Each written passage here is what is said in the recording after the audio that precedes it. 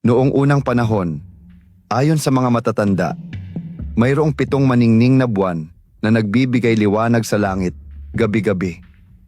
Pinagmamasdan ito ng mga tao sa lupa at bawat isa'y may kanya-kanyang ningning at ganda. Ngunit sa kailaliman ng dagat, may isang nilalang na matagal nang naiinggit sa liwanag ng mga buwan. Ang bakunawa, ang dambuhalang ahas dagat. Araw-araw, tinititigan ng bakunawa ang mga buwan. Nainggit siya sa kanilang liwanag, kaya naisip niya, kung akin ang mga buwan, ako ang magiging pinakamaliwanag na nilalang sa lahat. Isang gabi, umangat siya mula sa kailaliman ng dagat. Binuka ang kanyang napakalaking bibig at nilamon ang unang buwan. Nabahala ang mga tao nang unti-unting naglaho ang mga buwan. Dumilim ang gabi at ang dagat ay umalimbukay sa galit.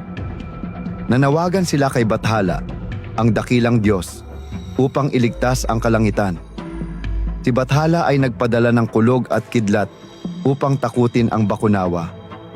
Ngunit hindi siya umatras. Isa-isa niyang nilamon ang mga buwan, hanggang 6 na lang ang natira.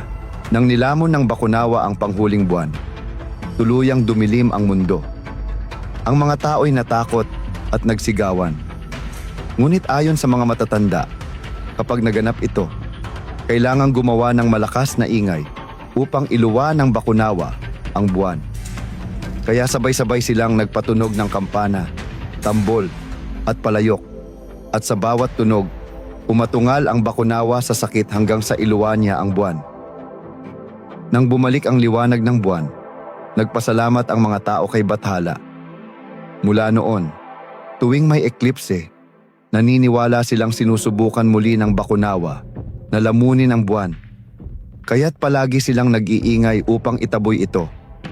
Ang alamat ng bakunawa ay paalala sa lahat na kahit sa dilim, may liwanag na laging babalik. At iyan ang alamat ng bakunawa, ang halimaw na lumamon sa buwan. Hanggang ngayon, sa bawat eklipse, sinasabi ng matatanda, naroon pa rin siya, nag-aabang sa kailaliman ng dagat, naghihintay ng pagkakataon upang muling lumamon ng liwanag.